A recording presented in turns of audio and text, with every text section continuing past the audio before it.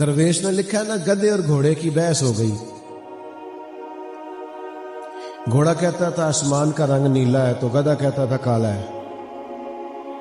کتنے گھنٹے بحث ہوتی رہی، فیصلہ شیر کی عدالت میں چلا گیا. تو گھوڑا جاتے کہنے لگا بادشاہ سلامت، آسمان کا رنگ کیا ہے؟ نیلا. کہنے لگے اس گدھے کو میں بڑی دیر سے سمجھا رہا ہوں، یہ کہہ رہا نہیں کالا ہے، تو آپ ہمارا فیصلہ کر دیں. تو کہا کب سے بحث ہو رہی ہے؟ کہ بحث تو بڑے گھنٹوں سے ہو رہی ہے. تو شیر کہنے لگا بات بھی گھوڑے کی درست ہے، اور گھوڑے کو عمر قید کی سزا دی ہے. گھوڑا کہنے لگا جناب یہ کیا فیصلہ ہوا کہ بات بھی میری ٹھیک ہے اور سزا بھی مجھے؟ اس نے کہا سزا اس بات کی نہیں دی کہ تیری بات غلط ہے کہ درست ہے، سزا اس بات کی دی ہے کہ تو نے گدھے سے بحث شروع کر دی ہے. تجھے نہیں پتا گدھا ہے؟ گدھوں سے بحث، اللہ کرے آپ کو سمجھ آئے میں کیا کہہ رہا ہوں. گدھوں سے بحث. ہمارا مسئلہ یہ ہے کہ ڈھیر سارے لوگ گدھوں سے بحث کرتے ہیں. وَإِذَا خَاطَبَهُمُ الْجَاهِلُونَ قَالُوا سَلَامًا بلا مثال و بلا تشبیہ. جاہلوں کو سلام ہوتا ہے، ان سے بحث نہیں. اللہ کے بندوں نے تبلیغ کی، بحث نہیں کی. اپنی زندگی میں وزاداری لائیں، ٹھہراؤ لائیں، عاجزی لائیں، صبر لائیں، حوصلہ لائیں، اطمینان قلبی لائیں، برداشت کرنا سیکھیں. بڑے بڑے لوگ دنیا میں آپ کو ستانے آئیں گے، تلخ بات کریں، غصہ دلائیں، لیکن جو اللہ والا ہوتا ہے وہ چڑھتا نہیں، وہ چڑھتا نہیں. اس کا کمال یہ ہوتا ہے کہ دو باتیں کرے تو کہتا چل یار کوئی بات نہیں، دو اور کر لے. پھر کیا کرتے. یہاں لوگ چڑھ جاتے ہیں، اور سیانے سیانے بندے ہیں جو چھوٹی چھوٹی باتوں پہ چڑھتے ہیں. آپ کا بڑا حوصلہ ہونا چاہیے، بڑا حوصلہ. کسی بندے نے آپ کو کہہ دیا آپ جاہل ہیں، تو اس کا جواب کیا ہے؟ اس کا جواب یہ ہے کہ یار تو دعا کر اللہ مجھے علم عطا کرے، اللہ میرا سینہ کھول دے. یہ جواب. اس میں آپ کہیں کہ نہیں تجھے تو پتہ ہی نہیں میرے پاس فلانی ڈگری بھی. او بھائی آپ چھوڑ دیں. آپ تلخ سوالوں کے جواب کے لیے بھی اپنے اندر خوبصورتی پیدا کریں. خوبصورتی. بہت بڑا نام ہے حضرت عمر بن عبدالعزیز کا. بادشاہ بھی تھے اور اللہ کے کامل ولی بھی تھے. اور وہ ولی جو 5 سپارے قرآن مجید کے روز تلاوت کریں اور ہزاروں کی تعداد میں درود و سلام عرض کریں سرکار کی بارگاہ. اتنا بڑا. اور جس گلی سے گزرے لوگ ان کے لیے دعائیں کریں. تو رات کو نا حضرت عمر بن عبدالعزیز گزر رہے تھے تو ایک بزرگ فٹ پاتھ پہ سوئے ہوئے تھے گلی میں. اس زمانے میں لوگ لکڑی کے جوتے پہنتے تھے جن کو کھڑاؤں کہتے ہیں. تو چاند کے بھی آخری دن تھے، رات روشن نہیں تھی، اندھیرا بڑا تھا. تو گلی سے گزر رہے ہیں چوک سے حضرت عمر بن عبدالعزیز، تو ان سوئے ہوئے بزرگوں کے پیر پر آپ کا پاؤں آ گیا. یہ اچانک ٹکر ہو جائے گاڑی کی موٹر سائیکل سے تو لوگ کیا کہتے ہیں؟ اندھے ہو؟ یہی پوچھتے ہیں نا. اچھا مجھے بتائیے اندھا بندہ گاڑی چلا سکتا ہے؟ تو یہ کیوں کہتے ہو اندھے ہو؟ اندھا تو گاڑی نہیں نہ چلا سکتا. یہ بنیادی طور پہ طنز ہوتا ہے، یہ تنقید ہے. یہ آپ نے کسی شخص کو تانا دیا ہے کہ آنکھیں رکھنے کے باوجود تمہیں سمجھ نہیں ہے. تو جیسے ہی اچانک ٹکر ہوتی ہے لوگ یہی جملہ بول اندھے ہیں آپ. اب حضرت عمر بن عبدالعزیز کا پیر بزرگوں کے پیر پہ آ گیا تو وہ بھی اسی طرح اٹھے سوئے ہوئے. اچانک کہنے لگے آپ اندھے ہیں؟ توجہ ہے آپ کی میری بات پہ؟ وقت کے بادشاہ کو کہہ دیے آپ اندھے ہیں. وہ جو دائیں بائیں سپاہی تھے نا وہ بھی ساتھ تھے. تو بزرگوں نے کہا آپ اندھے ہیں. تو حضرت عمر بن عبدالعزیز مسکرائے. یہاں مسکرانا کمال ہے. مسکرا کے فرمانے لگے نہیں نہیں بابا جی مجھے نظر آتا ہے. تو وہ جو 7 سپاہی تھے نا انہوں نے تلواروں پہ ہاتھ رکھ لیے، گردن کاٹیں گے بابا جی کی.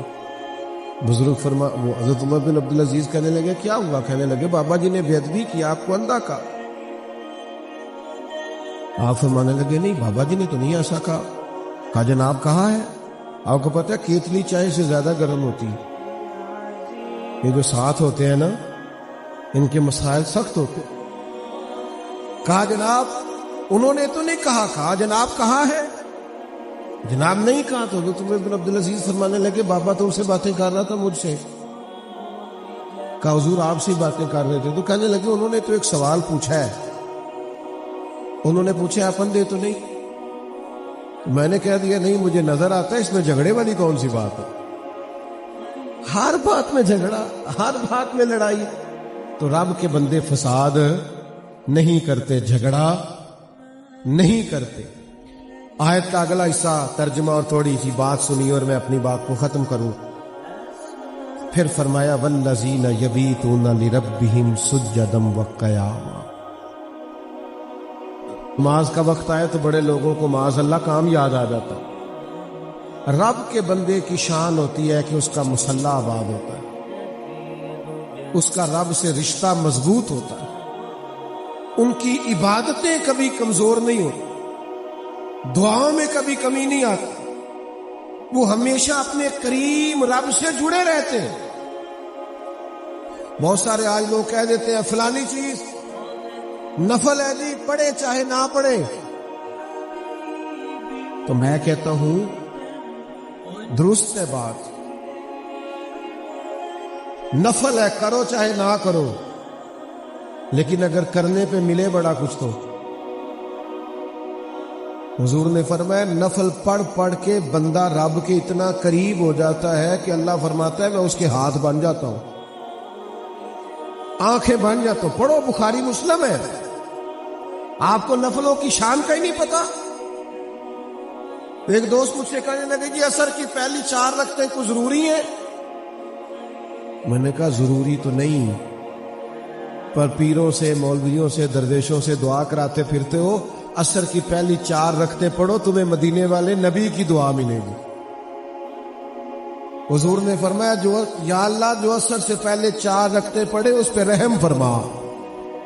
نبی کریم نے دعا دی. یا دعا چھوٹا مقام سمجھتے ہو؟ میں بات ختم کر رہا ہوں، میری بات پر توجہ کرنا. مصلی آباد کرو. جب تک آپ اپنی عبادات کا مسئلہ مضبوط نہیں کرتے. آپ کو پتہ ہے کچھ لوگ کہتے ہیں سارا کچھ ہے پھر بھی دل نہیں لگتا، طبیعت بور بور سی رہتی ہے، وجود بوجھل بوجھل سا رہتا ہے. کہتے ہیں نا لوگ مسئلہ ہے نا، کیوں بلا؟ وجود کھانا مانگتا ہے، آنکھیں نیند مانگتی ہیں، روح اللہ کی یاد مانگتی ہے، روح اللہ کا ذکر مانگتی ہے، عبادت مانگتی. جب ہم عبادت نہیں نہ کرتے تو اس کا نتیجہ یہ نکلتا ہے کہ ہم بے چین ہوتے ہیں، اس لیے کہ روح پیاسی ہے، دل پیاسا ہے. اور جب روح پیاسی ہو تو پھر دل لگتا. رات کو کچھ نفل پڑھا کریں، تہجد کی روٹین بنائیں، اپنے مالک سے اپنا تعلق بنائیں. جو دکھ لوگوں کو بتاتے ہو وہ دعا کر کے اپنے رب کے حضور عرض کیا کرو. اللہ بڑا مہربان ہے، جو دعا زیادہ مانگے اللہ اسے راضی ہوتا ہے. اس لیے اپنے مالک سے جڑو. یہ سارے اللہ والے ہمیں اللہ سے جوڑنے آئے. ہم اولیاء اللہ کے ماننے والے ہیں، اولیاء اللہ کے دوستوں کے ماننے والے ہیں. تو میرے عزیز آج یہ پیدا کریں، ورنہ تو بڑی باتیں ایسی ہیں جس میں انسان کا حوصلہ ٹوٹتا ہے، کمزوری ہوتی ہے.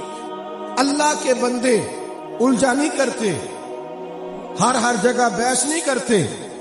ان کے اندر حوصلہ ہوتا ہے، بردباری ہوتی ہے، تحمل ہوتا ہے، انہیں سہنا آتا ہے، برداشت کرنا آتا ہے، اور برداشت کر کے آگے بڑھنا آتا ہے. جب تک ہمارے اندر قوت برداشت پیدا نہیں ہوتی ہم صوفیاء کے پہلے طریقے کو بھی پا سکتے. دوسری میری گزارش یہ ہے کہ بحث چھوڑ دیں، بحث نہ کیا کریں زیادہ. مذہب اسلام کو دنیا میں بحث کے لیے نہیں آیا، عمل کے لیے آیا۔ آپ عمل کریں، دین کی جو بات ملے عمل کریں، اور جاہلوں سے تو ویسے ہی بحث نہیں کرنی چاہیے۔ جاہلوں سے بحث، ایک بات پوچھوں آپ سے، آپ کا خیال ہے کہ عورت کی عقل پوری نہیں ہوتی؟ ایسے ہی ہے؟ تو پھر جو اس سے بحث کرے اس کی عقل کے بارے میں کیا کہوں؟ نہیں سمجھ آئی؟ میرا ایک چھوٹا سا فتویٰ ہے، کافی سارے دوست میرے فتوے سے اختلاف بھی کرتے ہیں، آپ بھی کر لیجئے گا۔ میرا فتویٰ یہ ہے کہ میاں بیوی کے جھگڑے میں زیادہ غلطی میاں صاحب کی ہوتی ہے۔ اینا تے نہ کورو مینوں، میں ایڈی ڈاڈی گل نہیں کی تھی، تسی تے بڑا سخت کورن لگ پا۔ میں نے تو رائے دی ہے اور یہ کہہ کے دی ہے کہ اختلاف کر سکتے ہیں، پر آپ تو اتنا گھور رہے ہیں مجھے سخت پر۔ میری رائے یہ ہے کہ میاں بیوی کے جھگڑے میں زیادہ غلطی، مینوں پتہ ہے تسا نہیں بولنا، مینوں پتہ ہے کوئی گل ہوتی تسی بول پڑنا سی، لیکن میں تو کہہ رہا ہوں میری رائے ہے، آپ کی نہیں۔ اب میں دلیل رکھتا ہوں، دلیل سنو کیا ہے۔ دلیل یہ ہے کہ عورت بیچاری کی عقل آدھی ہے، تو میاں صاحب کی تو پوری ہے نا، تو پھر جھگڑا ختم کس نے کرنا تھا؟ بول کے بتائیں۔ تو جو جھگڑا ختم نہیں کر رہا تو پھر میں تو اسی کی غلطی مانوں گا۔ بھئی جس کو تو کہہ رہا ہے نا کہ تو ختم کر، اس بیچاری کا تو شعور آدھا ہے، تو تیرا تو پورا ہے نا۔ آپ یقین کریں، لوگ مسئلہ پوچھنے آتے ہیں، 4 بچے روتے ہیں بچے، اور میاں صاحب نے غصے میں طلاق دے دی۔ یہ تیری اور تیری بیوی کی بحث جیت گئی اور رشتہ ہار گیا؟ ماں باپ کے ہوتے ہوئے بھی اولاد یتیم ہو گئی، صرف یہ کہ کسی نے پیچھے ہٹنا پسند نہیں کیا، بحث چھوڑنی پسند نہیں کی۔ اور جتن تے ہر کوئی کھیڈے، کدے ہارن بھی کھیڈ فقیرہ۔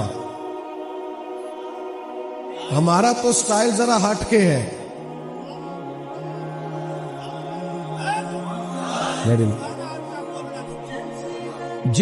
جتن تے ہر کوئی کھیڈے، یہ تو سارے کرتے ہیں، ہم نے تو وہ کرنا ہے جو سارے کرتے، سارے نہیں کرتے۔ سٹائل ذرا ہٹ کے ہونا چاہیے نا، جتن ہر کوئی کھیڈے، تو ہارن کھیڈ فقیرہ۔ جتن دا مل کوڈی پیندئی، ہارن دا مل ہیرا۔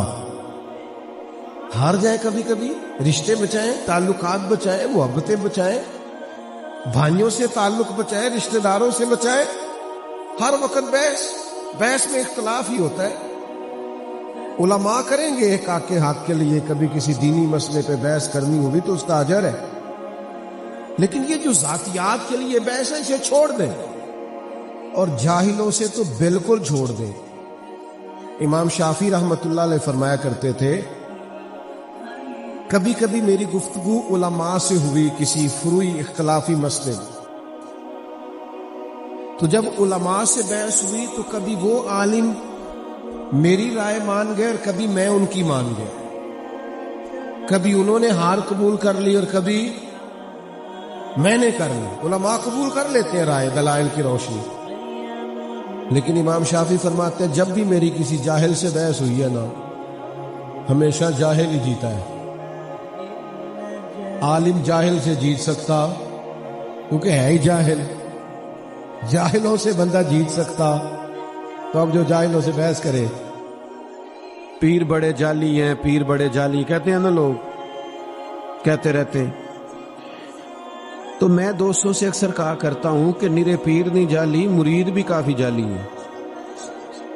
ناراض ہو گئے ہو تو انو آنکھیں ہی نہیں، میں تو کسی کی بات کر رہا ہوں، صرف پیر نہیں جعلی، مرید بھی کافی سارے۔ وہ کیا کرتے ہیں، وہ اللہ اللہ سیکھنے ہی نہیں آتے، ان کے آنے کا مقصد ہی کچھ اور ہے۔ وہ تو کہتے ہیں 2 ایسا تعویذ پیسے ختم ہی نہ ہو، 2 ایسا تعویذ جس سے میں جدھر جاؤں انقلاب ہی آ جائے۔ تو بھائی سلطان باہو رحمت اللہ علیہ کتنے سال پہلے درد سے کہنے لگے، درد سے حضرت سلطان صاحب کی بات سنو تو رونا آتا ہے، حالانکہ انہوں نے بڑے لوگوں کو اللہ والا بنایا، پر پھر بھی کہنے لگے رب دا طالب کوئی نہیں ملیا، اے جو ملیا طالب زردہ ہو۔ یہ تو دنیا داری کے طالب۔ اللہ والے تقوی سکھاتے، اچھا سوچو، اچھا گمان کرو، اچھی رائے رکھو۔ آپ کا گمان ہی اچھا نہیں تو ملے گا کیا؟ سوچ تو اچھی پیدا کرو۔ سارا بغداد حضرت بشر آفی کی عزت کرتا تھا، سارا بغداد، لیکن بغداد کا ایک تاجر تھا، وہ کہتا تھا مجھے نہیں اچھے لگتے حضرت بشر آفی۔ بھئی آپ کو کیوں نہیں اچھے لگتے؟ کہتا جمعے والے دن میرے فرض پڑھتے ہیں، سنتیں اور نفل نہیں پڑھتے، نکل جاتے ہیں۔ حالانکہ مسجد میں کون سی نماز پڑھنی ضروری ہے؟ سنتیں کیوں گھر جا کے پڑھ لے، کوئی حرج نہیں۔ کہتا جی میں اس لیے نہیں مانتا کہ یہ محض فرض پڑھ کے چلے جاتے ہیں۔ ایک دن اس نے سوچا کہ میں پیچھا تو کروں، پتہ تو کروں حضرت بشر آفی کا۔ تو جمعے کی نماز حضرت بشر آفی رحمت اللہ علیہ کے ساتھ اس نے پڑھی، تو نماز پڑھ کے نا تو حضرت نکلے مسجد شریف سے جلدی جلدی فرض پڑھ کے، تو وہ بھی نکل گیا، جاسوسی کرنے لگا، حالانکہ منع ہے۔ وہ شیخ مسجد سے نکلے تو وہ بھی نکلا، آپ نے نا ایک دکان سے جا کے نان خریدے، کہنے لگا اوہو مولوی صاحب کو بھوک نے ستایا تھا، اس لیے سنتیں اور نفل لیٹ کر دی۔ پھر حضرت آگے بڑھے اور ایک دکان سے کباب لیے، کہنے لگا عمر دیکھو اور ذائقے دیکھو۔ پھر حضرت ایک جنگل کی طرف بڑھے جو آبادی جنگل والی تھی، کہنے لگا اب یہ سب سے چھپ کے کباب کھائیں گے، میری طرف توجہ ہے آپ حضرات کی، لیکن قربان جائیں وہاں منظر کیا ہوا۔ حضرت ایک کچے سے مکان میں گئے، دروازہ باہر سے بند تھا، دروازے کو کھولا، جب اندر تشریف لے گئے تو وہ تاجر کہتا ہے میں چھپ کے دیکھ رہا تھا، سامنے ایک فالج کا مریض بوڑھا آدمی لیٹا ہے۔ حضرت بشر آفی رحمت اللہ علیہ نے کیا کیا؟ آپ نے وہ کھانا، پہلے تو آپ نے پانی کے ساتھ اس بزرگ کا منہ دھویا، اور پھر حضرت لقمے توڑ توڑ کے اس کے منہ میں ڈالنے لگے۔ وہ مریض رونے لگا، کہنے لگا حضور 14 سال ہو گئے، آپ ہر روز آتے ہیں، مجھے تو میرے اپنے بھی چھوڑ گئے، ہر روز 14 سال بیت گئے، کب تک آپ آئیں گے؟ تو جناب بشر نے اس بیمار کے آنسو پوچھے اور فرمانے لگے تیرا کیا خیال ہے کہ میرا سارا شہر میری عزت کرتا ہے تو کس لیے کرتا ہے؟ میں تجھ بیمار کی خدمت کرتا ہوں تو اللہ نے مخلوق کے دلوں میں میری محبت پیدا کر دی۔ اللہ اکبر۔ میرے اب دوستو یاد رکھیے گا، حضرت فرمانے لگے میں نے تو بھی سنتیں اور نفل بھی ادا کرنے۔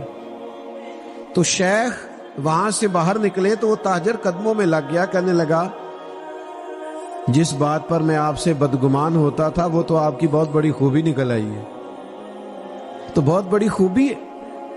اب اللہ والے کیا کہتے ہیں؟ فرماتے ہیں میری زندگی میں کسی سے بات نہ کرنا۔ تو سب سے پہلی بات کہ اچھا سوچیں۔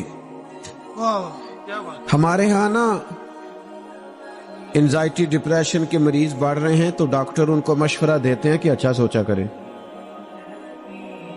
ہاں مہربانی کریں، مثبت رائے رکھیں گے تو انشاءاللہ نیند بھی صحیح آئے گی، اور تھوڑا سا اپنے علاوہ بھی کسی کو نیک سمجھ کے دیکھیں، اللہ کی مخلوق بڑی پیاری ہے، کسی اور کو بھی آپ سوچیں کہ یہ بھی بڑا خوبصورت انسان ہے۔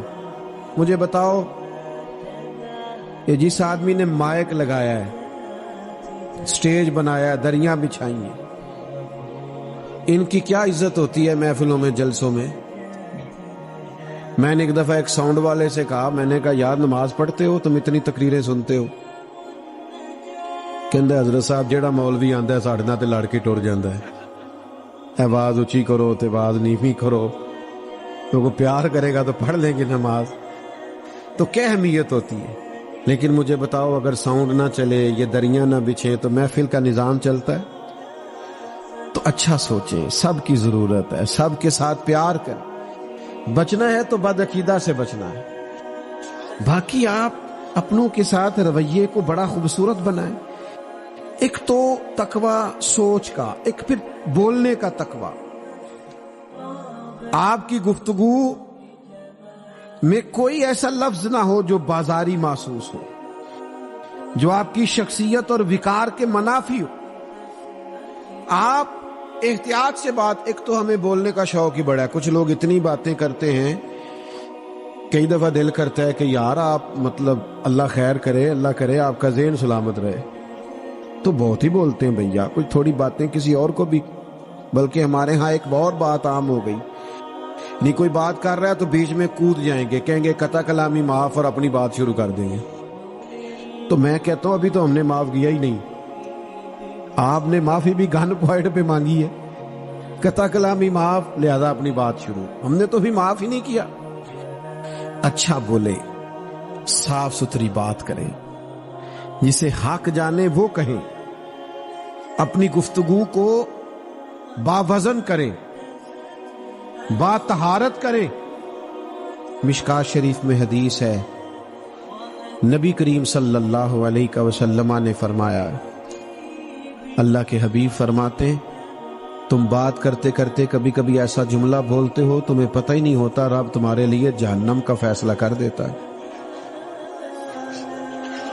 خوبصورت لب و لہجہ اختیار کریں، اور فرمایا کبھی کبھی تم بات کرتے اتنا سونا جملہ کہتے ہو کریم رب تمہارے لیے جنت کا فیصلہ فرما دیتا۔ تو اچھا بولیں، خیر کی بات کریں، زبان سے خیر کے جملے نکالیں، دل زبان کے تیر نہ برسائیں، ہر وقت تلخ بات نہ کریں۔ کچھ لوگوں نے ایک اور بھی آج کل زاویہ بنایا، جی میں چونکہ سچ بولتا ہوں لہذا میں کڑوا ہوں، بات کھری کرتا ہوں تو لوگوں کو اچھی نہیں لگتی۔ او بھائی آپ کا لہجہ کڑوا ہے، سچی بات ہی تو بندے کو اچھی لگتی ہے۔ دنیا میں سب سے زیادہ سچ مدینے والے محبوب نے بولا ہے، پر اتنا میٹھا کر کے بولا ہے کہ دلوں میں اتر گیا۔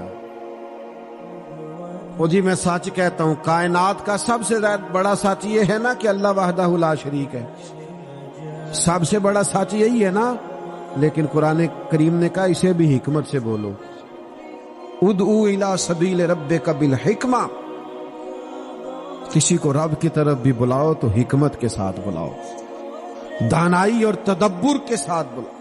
آپ معیار تقوی پر فائز ہوں، آپ کے لب و لہجے کے اندر خوبصورتی ہو، ٹھہراؤ ہو، تقوی اختیار کریں۔ زندگی میں محتاط، ہم نے ان بزرگوں کو بھی دیکھا جو رزق کے معاملے میں اتنے محتاط تھے کہ اگر مرید نے کبھی نظر پیش کی تو کان میں پوچھ لیتے تھے میاں کام کیا کرتے ہو۔ احتیاط تھی، تقوی تھا۔ کیوں؟ یہ جو رزق حرام ہے نا، یہ بندے کا رب سے تعلق کمزور کر دیتا ہے۔ نبی کریم علیہ السلام نے فرمایا بندہ دور سے چلتا ہے، دیر سے پہنچتا ہے اور کہتا ہے یا رب یا رب یا رب، لیکن اللہ اس کی دعا اس لیے قبول نہیں فرماتا کہ اس نے جو کھایا ہے وہ حرام کا ہے، جو پیا ہے وہ حرام کا ہے، جو پہنا ہے وہ حرام۔ اور حدیث پاک میں فرمایا کسی نے 10 دینار کا جوڑا پہنا، 9 حلال کے تھے، 1 حرام کا تھا، اس کی بھی نماز قبول نہیں ہوئی۔ صوفیاء تو ہمیں تقوی سکھاتے، پرہیزگاری سکھاتے، ان کے ہاں جب آتے ہیں تو یہاں تقوی کا نور ملتا ہے۔ قربان جائیں سرکار امام اعظم ابو حنیفہ کے۔ یہ بادل آ گئے ہیں نا، پنجابی میں کہتے ہیں جھاڑ ہو گیا ہے، تو امام صاحب کپڑے کا کام کرتے تھے، کبھی بادل آ جاتے دکان بند کر دیتے، فرماتے گاہک کو کپڑا ٹھیک نظر نہیں آئے گا، تو ایسا نہ ہو کہ وہ کسی دھوکے میں ہم سے خرید کے لے جائے، ہم اپنے مال کو پاک رکھنا چاہتے ہیں۔ رزق کے مسئلے میں ہمیشہ محتاط رہیں، یہ اللہ والوں کا خاص پیغام ہے۔ بس میں نے زیادہ باتیں نہیں کرنی، سمیٹنے لگا ہوں۔ تقوی والی، پرہیزگاری والی زندگی گزارے۔ آپ خود محسوس کریں گے آپ کی طبیعت میں نورانیت پیدا ہو گئی ہے۔ میری گزارش جس پر میں نے بات کو سمیٹنا ہے وہ یہ ہے کہ رب کا جو بندہ ہوتا ہے نا، وہ چونکہ ایمان والا اور تقوی والا ہوتا ہے تو مصلی سے بڑا اس کا مضبوط تعلق ہوتا ہے۔ مصلی، ہمارے قبلہ حاجی ابو داؤد صادق صاحب رحمۃ اللہ علیہ تھے نا، تو فیصل آباد تشریف لاتے تھے حضرت محدث اعظم رحمۃ اللہ علیہ کے آستانے پر، تو گجرانوالہ سے ٹکٹ شیخو پورا کر لیتے تھے، زور پڑھ کے نکلتے تھے، کہتے تھے وہاں جاتے میری اثر نہ قضا ہو جائے، اگر میں نے فیصل آباد کا ڈائریکٹ ٹکٹ لے لیا تو کئی دفعہ بس والے روکتے نہیں، وہاں اثر پڑھ لی، پھر شاہ کوٹ کا ٹکٹ لے لیا، پھر وہاں مغرب پڑھ لی۔ عبادت کے ساتھ ان کا رشتہ، چونکہ اللہ کا بندہ ہوتا ہے، اولیاء اللہ ہوتے ہیں، اللہ والے، تو وہ تو مخلوق سے بھی تعلق اس لیے بناتے ہیں کہ ان کو اللہ والا بنانا ہے۔ ان کو شوق نہیں ہوتا لوگ ہمارے گرد گھومیں اور ہمارے نعرے لگیں، تو آج کل تو بڑی بیماری لگ گئی لوگوں کو پروٹوکول کی۔ سادی فرماتے ہیں کہ لکڑی کو گھن کھا جاتا ہے اور بڑے لوگوں کو خوشامد کھا جاتی۔ تو بھائی مصلی آباد کریں۔ آج کل مجھے بڑی تکلیف ہے، فجر کے نمازی تو ڈھونڈنے سے نہیں ملتے۔ آپ مسجدوں میں جا کے اندازہ کریں آج کل فجر کا کیا حال ہے۔ اور میرا ماننا یہ ہے کہ کسی بھی علاقے کے پکے نمازی وہ ہوتے ہیں جو فجر کے وقت آتے ہیں، لیکن اگر ہزاروں کا محلہ ہو اور ایک صف بھی پوری نہ ہو تو مجھے بتاؤ نا پھر ہم نے اپنے بزرگوں سے کیا سیکھا ہے، ہم نے کیا لیا؟ رب کریم کے بندوں کا مصلی آباد ہوتا، اللہ سے رشتہ مضبوط۔ شیخ شہاب الدین سہروردی رحمت اللہ علیہ مرید بیٹھے ہوتے، رش ہوتا، ذرا 5 منٹ ملتے تو شیخ چلے جاتے، 2 رکعت نماز پڑھتے، پھر آ جاتے۔ ایک دن ایک صاحب نے کہا حضور آپ بار بار جاتے ہیں حالانکہ لوگ استفادہ کرنے بیٹھے۔ فرمانے لگے اللہ رسول سے کچھ لوں گا تو تمہیں دوں گا نا، تو بار بار جاتا ہوں مصلی پہ تاکہ وہاں سے مانگ کے آؤں اور تمہاری جھولیوں میں ڈالوں۔ تو بھائی مضبوط عقائد، مضبوط ایمان، مضبوط تقوی، عبادت سے تعلق، یہ رب کریم کے بندوں کی شان ہے، یہ اللہ والوں کا طرز زندگی ہے۔ اللہ تعالیٰ نے ارشاد فرمایا کہ الا ان اولیاء اللہ لا خوف علیہم ولا هم یحزنون، فرمایا خبردار ہو جاؤ، بے شک جو اللہ کے دوست ہیں انہیں نہ کوئی خوف ہوگا نہ وہ غمگین ہوں گے۔ تو یا اللہ یہ کون لوگ ہوتے ہیں؟ فرمایا الذین آمنوا وکانوا یتقون، یہ وہ لوگ ہیں جو ایمان لائے اور جنہوں نے تقوی اختیار کیا۔ ایمان کی پختگی سب سے پہلا بنیادی وصف ہے اللہ کے بندوں کا۔ جس دور پرفتن میں اور آپ وقت گزار رہے ہیں، یہاں لوگوں کے عقیدے ڈاواں ڈول ہے، نظریات میں بڑا بگاڑ ہے، لوگ فکری تضاد کا شکار ہیں۔ دنیا کے اندر کمزور وہ شخص نہیں ہوتا جس کا جسم کمزور ہو یا جو مالی طور پر محض کمزور ہو یا اس کے پاس افراد کی قلت ہو، بلکہ سب سے زیادہ وہ لوگ کمزور ہوتے ہیں جو نظریاتی طور پر کمزور ہوتے ہیں۔ جتنا کوئی آدمی فکری طور پر بے یقین ہوتا ہے،